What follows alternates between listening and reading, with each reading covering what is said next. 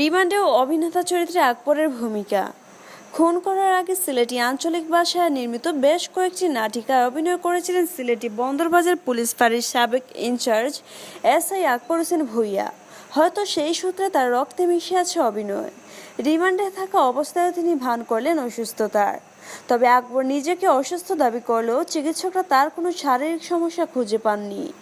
সিলেট নগরে বন্দরবাজার বাড়িতে পুলিশের নির্যাতনে রায়হান আহমেদের মৃত্যুর ঘটনায় 7 দিনের রিমান্ডে আছেন প্রধান অভিযুক্ত আকবর হোসেন ভূঁইয়া। রিমান্ড চলাকালে শুক্রবার রাতে তিনি হঠাৎ নিজেকে অসুস্থ দাবি করেন। এরপর তাকে হাসপাতালে নিয়ে যাওয়া হলে চিকিৎসকেরা কোনো ধরনের অসুস্থতা খুঁজে পাননি, ফলে তাকে আবারও রিমান্ডে নেওয়া হয়। এ বিষয়ে মামলার তদন্তকারী কর্মকর্তা ও পিবিআই পরিদর্শক আওলাদ হোসেন বলেন, রিমান্ড চলাকালে শুক্রবার রাতে অসুস্থতার কথা জানান আকবর। এরপর রাত 9টার দিকে তাকে সিলেটের এমএজি ওসমানী মেডিকেল কলেজ হাসপাতালে নিয়ে যাওয়া হয়।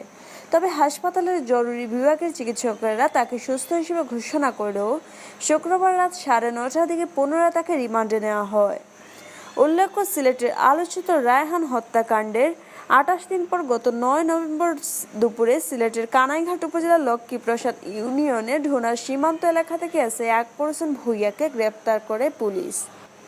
ওই দিন বিকেল 5:53 কঠোর নিরাপত্তায় তাকে কানাইঘাট থেকে সিলেট পুলিশ সুপার কার্যালয়ে নিয়ে আসা হয়। পরে সন্ধ্যায় নিজ কার্যালয়ে সংবাদ সম্মেলন করে পুলিশ সুপার মোহাম্মদ ফরিদুদ্দিন। রাত 7:45টার দিকে তাকে পিবিআইয়ের কাছে হস্তান্তর করা হয়। পরদিন মঙ্গলবার আকবর হোসেন ভূঁইয়া 7 দিনের রিমান্ড মঞ্জুর করেন আদালত।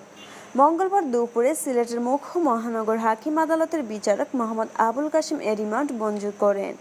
এর আগে আকবরকে কড়া নিরাপত্তায় এসআই আকবরকে আদালতে হাজির করে 7 দিনের রিমান্ড আবেদন করেন মামলার তদন্ত কর্মকর্তা পুলিশ ব্যুরো অব ইনভেস্টিগেশনের পরিদর্শক মোহাম্মদ আওলাদ হোসেন।